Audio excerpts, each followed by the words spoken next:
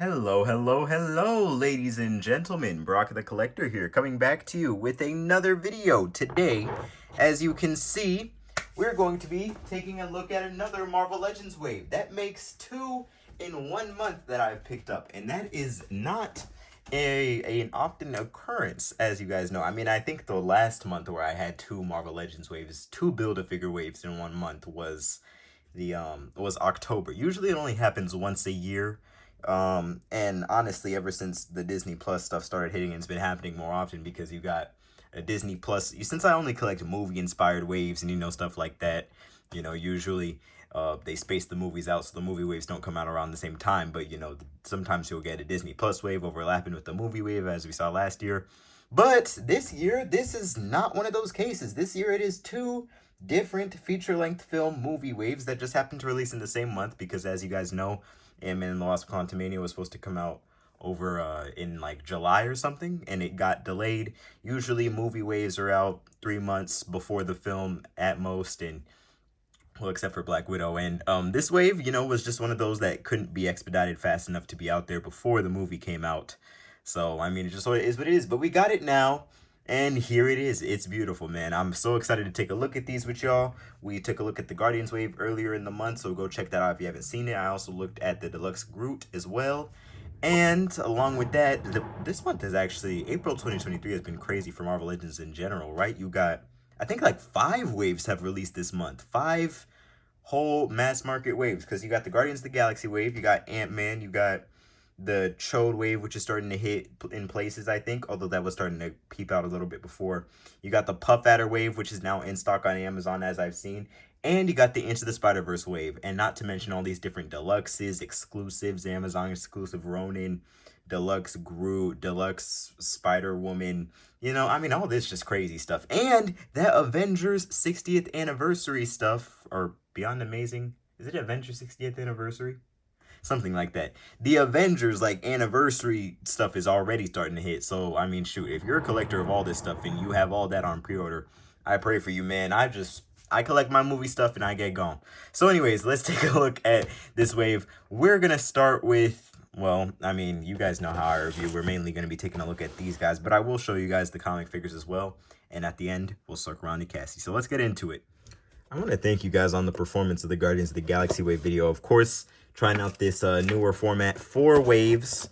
Apparently it was popular with you guys. That's actually usually my Build-A-Figure coverage, like my Build-A-Figure videos or the wave reviews, wave overviews, stuff like that. Usually that stuff doesn't break like 2,000 or 3,000 views, or it doesn't pass 3,000 views, but that Guardians of the Galaxy wave video is at around 6,000 and climbing. So thank you guys so much for that. First, let's take a look at one of the titular heroes in the movie, and the titular hero of the trilogy, Paul Rudd's Ant-Man, Scott Lang Ant-Man. So this figure, I believe Paul Rudd's Ant-Man has gotten 4 figures now. 4. Yeah, you got the original 2015 figure, which by all encompassing purposes was not good even back then.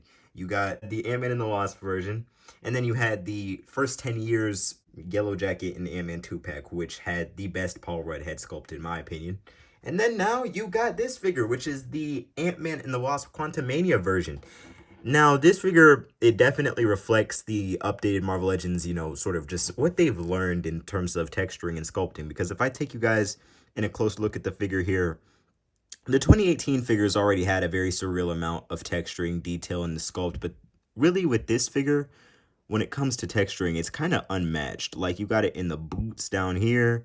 You got, like, this wave, like, you can really tell where some of the budget was allocated in terms of, like, sculpting and everything. Because, like, when we take a look at some of the other figures here, oh my gosh, you'll really be able to see where they put the money into. Like, I can't even describe all the little intricate details. It's like you really shrunk the suit. I know that the Ant-Man costumes, and MCU costumes in general, usually have a lot of these little teeny tiny dots, little stitches like that. And you can see they really went through that all over the legs. The leg shows it really well. And even though it's all just in black, it's very, very satisfying to see. They hit the line work real well as well. Ant-Man's costume is very simple. Like, honestly, I didn't think that there was much need for a redesign, except for, of course, to push the toys. Because I mean, all Ant-Man really has to do is shrink. That's it. You know, he doesn't, there's not much cosmetic changes that need to happen. But I guess that argument can be made for almost any superhero. I'm just really impressed. Look at the texturing all the way to the back. The line work is crazy. And you can also see how the suit has evolved. This figure is a lot more, it's a lot more like body fitting. Like it's a lot more skin tight than the past Ant-Mans. And I'll show you what I mean by that in a second. You guys will get to see. But keeping with the arms and everything like that. Look at where it's really impressive is on the red parts, because the red is really able to show it with the light reflecting and the shading that goes on in between the grooves. You're really able to see it there. Of course, double jointed, pinless and everything. I got the little circle at the chest that I didn't like when I first saw the costumes in the concept art that was released at SDCC, but now it's kind of growing on me. I actually liked Ant-Man and the Wasp Quantumania. I wish that somebody would have died in it, though. I really do. The figure is really cool. I love Ant-Man and the Wasp, the original version. Sorry, not the original. The second Ant-Man and the Wasp. Well, the first Ant-Man and the Wasp. You see what happens when you change movie names in your trilogy? Let's take a look at this guy compared to some other figures and take a look at the head sculpts. This Ant-Man head here. So that looks really good. Oh, wow. They even have the little face up in there. Little mouthpiece. Why would they put that in there? That just feels like unnecessary. This does have a double ball peg neck, which I freaking love. Okay, the head does look kind of small, though. I mean, I get that this outfit is nanotech, so it's kind of... This figure feels smaller than the past Ant-Man's. Like, it doesn't feel as bulky suit-wise. And I think it's because the suit is nanotech, which is, it is kind of becoming a trope with the Marvel heroes now, isn't it? The nanotech suits. Got a nice pointing hand, which I don't think I even have in my collection on even one figure. I don't have those older Captain Americas that have it. And you also got the grabbing hand, and you can see little teeny tiny sculpt and lines right there on the hand as well, which is really cool. Really, really cool. All right, now let's take a look at those comparisons. I hope that this will help me illustrate my point a little bit better. So you got a look at, see, this is the 2018 10th anniversary Paul Rudd Ant-Man figure, and this is the Ant-Man and the Wasp version. So you can see the Ant-Man and the Wasp version is by far the biggest in terms of like mass. Like this suit just feels bigger. The figure is larger, I'd say overall, than these other two. This figure is tall. I vaguely remember it being, it's kind of tall. But the head sculpts. So on the left is the first, technically the first Paul Rudd head sculpt we got back in 2018. That figure was kind of a meme back then a little bit. Then in the middle, we got the new one here. And then on the right, we got the 2018 first 10 years version. So it's really pick your poison. I mean, these are actually really freaking good head sculpts, like I gotta say. They're all, the skin tone is a bit different on all of them. I'd say the two most consistent are the 2018 versions. But, I mean, shoot, it just is what it is. That just kind of happens with people too naturally. But just comes down to getting this figure. It comes down to if you want an updated Phase 5 Ant-Man on your shelf. Because really all these figures do about the same thing. If you have one Ant-Man, you kind of have all of them. And, you know, this figure I would say is probably the best action figure out of the four. Or out of the three. So, well, yeah, out of the four. Because, I mean, that 2018 one or that 2015 one is just... believe me, it's not worth getting. We got the Wasp. Come on. Yes. Hasbro, Marvel, what did you guys do to Evangeline Lilly in order to make this figure? Because, guys, I'm telling you, okay, look, I know the camera makes everything look either a little bit better or a little bit worse from time to time, right? Believe me, this camera, it's an understatement to say it's not doing it justice, guys. That is Evangeline Lilly. It's actually her. I think that that's the best face sculpt they've done. I think it's the best.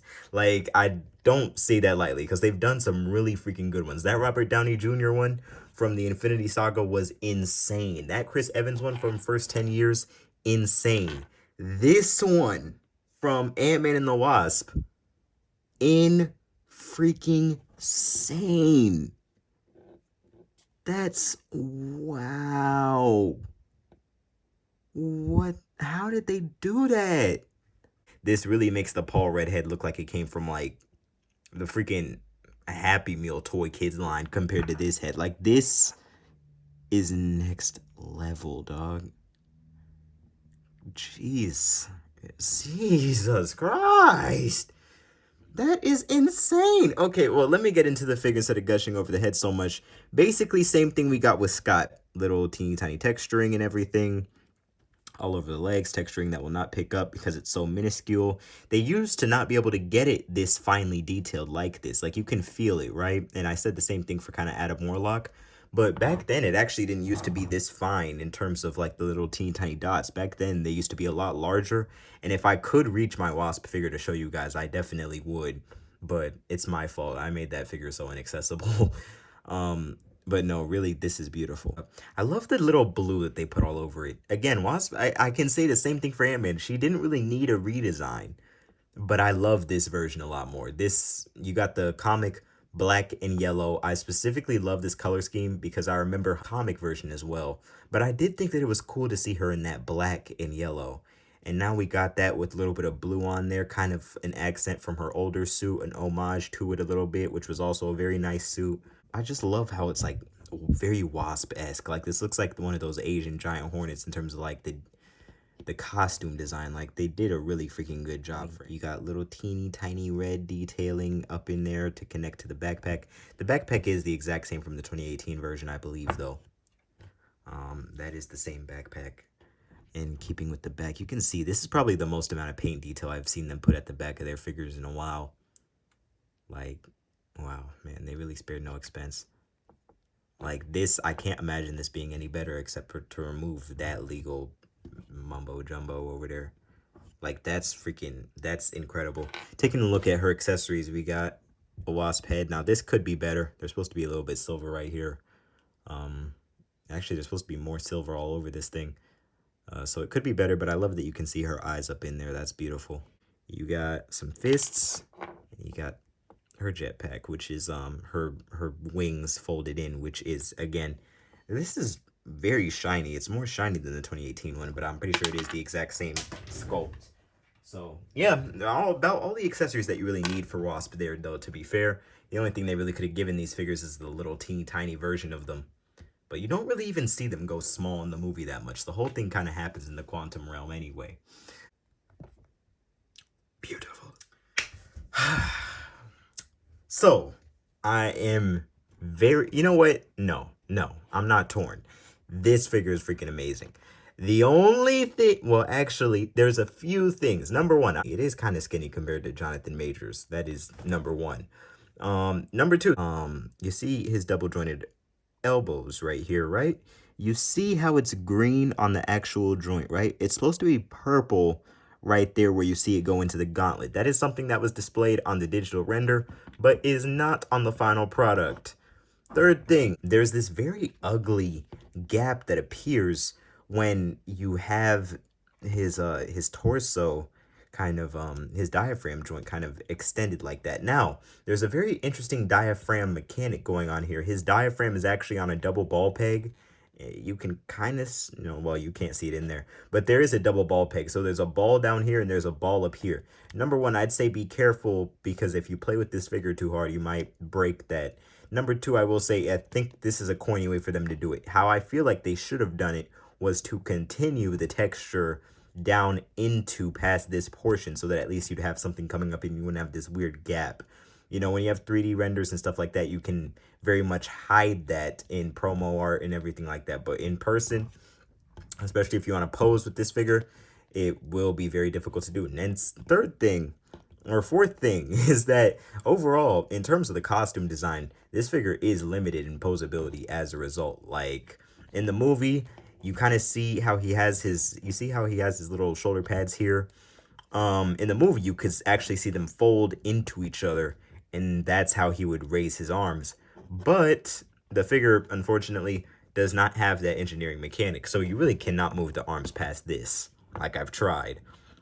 You can't get that going. I was thinking that you could, like, fudge it somehow looking at the pictures, but no, you can't. And you really can't get the arms moving up past that point. Like, you're not going to be able to move that shoulder joint much at all. Unless you want to put his arms by his side. And other than that, Yeah, cool. It's really cool. I really love the texturing on this guy. I've said that for all the figures here, but really the King costume, it's very intricate, but it's also simple in the colors, and they kind of hit them all. And the beautiful thing is all this detail on the cape. I really do appreciate that. What the hell is that thing? The dude just has a little pokey spot at the back of his head. Is that supposed to be there? What the hell? Anyways, poor articulation, I will say. I'm not going to sit here and sugarcoat it. It's good for what it is, but it is poor overall. You got double jointed elbow or double jointed leg that goes up to about that far. You got double jointed elbows that comes up to about there. So interesting, very, very interesting. You got the diaphragm joint that can of course do very good range, but you will risk exposing the joint there. But overall, the colors on this guy are really cool, and the texturing is where the figure really shines. Like, as a display piece, this guy's gonna be cool. But I feel like if you're a little kid trying to play with him, you might be a little bit frustrated. And also, if you're trying to take pictures for posing, I feel like you might have a hard time getting this guy into some more action-oriented poses. The He Who Remains head, it sits up on the ball peg too high. So the He Who Remains head sits up on the ball peg about here. This is off of, I think, Gray's Customs on eBay. And yeah, never mind, that doesn't work. Does that work? You guys reckon that that looks good? Nah. Sits up there. It sits down too low. I mean, from some angles, though. How much higher is it really supposed to sit? Okay, yeah, it's supposed. Yeah, it sits too low. Man, I'm trying to remember if that's how it sat in the movie, but it probably definitely is not. Oh, that sucks, man. So here is the Conqueror next to He Who Remains. That scales very well. The only thing is that this guy just needs to be bulkier. You know what I'm saying? He doesn't need to be taller. You got the height right.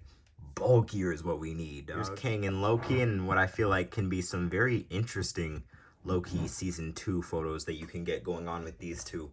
The kind of Loki Season 2 concept that you got. This is actually very nice that with all this new content coming out and with Hasbro Marvel Legends catering towards each of these individual IPs and properties, we're actually able to get a lot of these crossover characters as figures and have those crossovers happen on our own shelf before we even see them together in a film. Here's Kang next to Wenwu, two of my favorite villains from some of the newer content. Kang next to Miss Marvel, because why not? And Kang next to Luis, because who's gonna stop me? You? I know that seemed like a shortcut, but after I put back my my Luis, I actually proceeded to knock over my whole Spider-Man display. So that turns out that myself could stop me. That just sort of is what it is.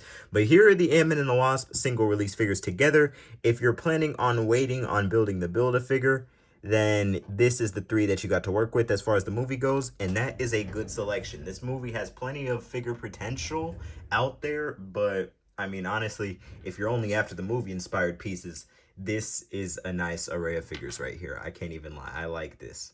The rest of the wave, these are the comic figures that came in the wave. I'm going to breeze over these real quickly. These are really nice looking figures. Some of these are actually pretty fun. Like, I like the Egghead figure. I'm pretty sure that figure is mainly on the Happy Body mold, Happy Legs, but you got different other sort of different things going on there, and I 10 list that year, so I bet. But that figure is really good already, I feel like, and if that's nowhere near as good as the Ursa Major version, I can already imagine what that do for y'all. This future Ant-Man, I don't know anything about, and honestly, the figure was very wobbly when I took it out of the package, but the head sculpt is cool, and it allows for some nice articulation up there in the head, and it's pretty interesting looking. And this Crossfire character here, I believe he just got fired from the Red Cross. Either that or he got made the Red Cross's official mascot. So there you go.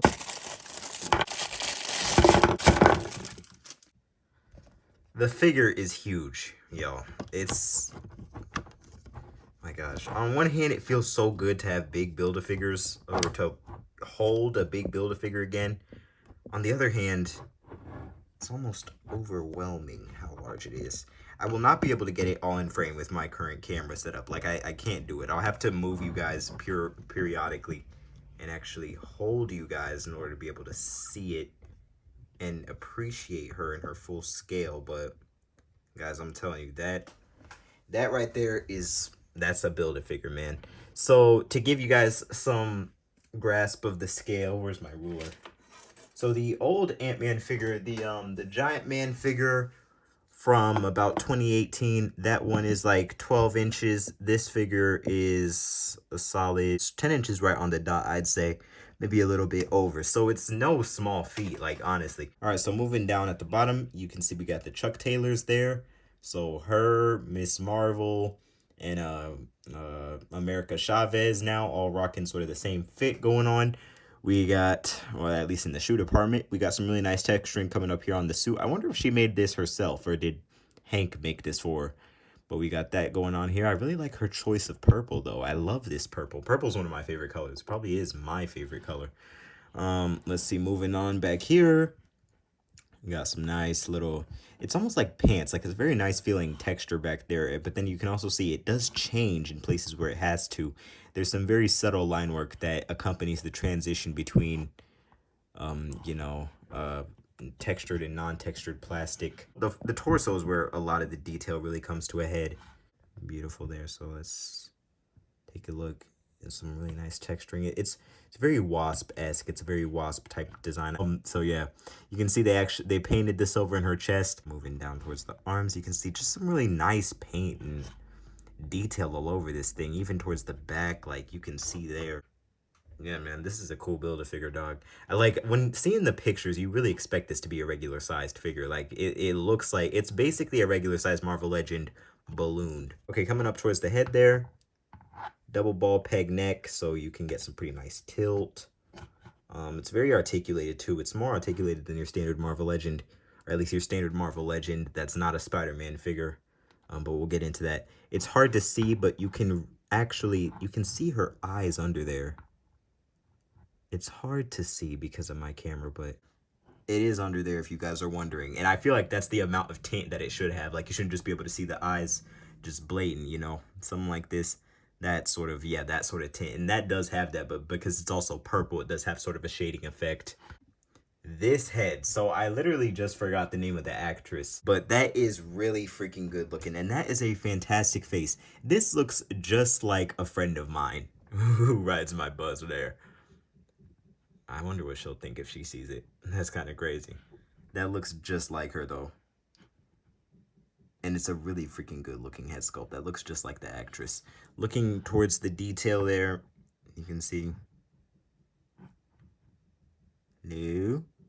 Don't focus in on my palm. Focus on the figure. Yes. You can actually even move her ponytail around. Oh, thank God. Guys, I thought that I just broke it. I can't even lie to you guys. Whew. You can move her ponytail around there. It doesn't have a hinge, but it does have a swivel, so you can sort of have her falling through the sky, or you can have, you know, it just relaxed there, or you can have it sort of blowing in the wind, like it's that. And you've also got some pretty good looking head tilt, so you can get some pretty heroic stuff going on. Man, I like this, dog. I like this, man. I don't know why I'm liking this so much. Okay, moving into articulation though. Okay, really, I can't even lie. It is pretty basic. I know I was saying it's pretty intricate before, but I was saying that because you got the like super articulation on the chest there. So you have the ab crunch, and then you also got the diaphragm joint, so you can get her looking down like pretty far. Like, look, if you're on the ground there and you see that looking at you. Ooh, man, pick me up. Yo, here she is next to Khonshu. And that Khonshu figure, a mighty figure in his own right, but is in a sense dwarfed by this this Cassie Build-A-Figure, man. And the detailing on the figure just looks so good. Real quickly, here are the hands that she comes with. So there's Wasp, there's Ant-Man, there's Kang, and there is our Build-A-Figure Cassie, dog. Let's take a look at all these guys with some unmasked heads. Kang does look kind of silly with that big bobblehead, doesn't he? But design-wise, I love this wave, dog. I love this wave. Action figure-wise, this is a hit. I would say really the only one that you don't completely need for your Marvel Studios collection, for your Marvel Legends collection, if you're an MCU collector or otherwise, is the new Ant-Man. You don't, that one's not absolutely essential. I would recommend that you get it so that you can get a nice solid lineup of all of them. But the new Ant-Man is the only one I'd argue is kind of eh. The Evangeline Lily, I really want you guys to get because the head sculpt is freaking amazing. Actually, you know what? The new Ant-Man, that one's good. Let me not say eh. That one's good. The Evangeline Lily figure, though, is amazing. The Kang figure, I feel like you guys might have some gripes with it, like as I do, getting it in person. No, unmasked head is uncool. The head is really, it's a really good head sculpt, though. That's like, these are some of the best head sculpts we've seen in the Marvel Legends line as far as movie figures go. But, you know, limited articulation and everything like that, that does kind of suck. But you got some really nice looking texturing with that figure, and it looks absolutely amazing. And honestly, I have no complaints as far as the Build-A-Figure goes. That's fantastic. Beautiful. Beautiful. That's a very good looking wave, man. That's a very good looking wave. All right, let's put these figures up onto the shelf and see how they look. So Ant-Man, I'd give 7.5, 8. No, you know what? 8 out of 10. Wasp, I'd give a solid 9. Kang, I'm giving a 7.5.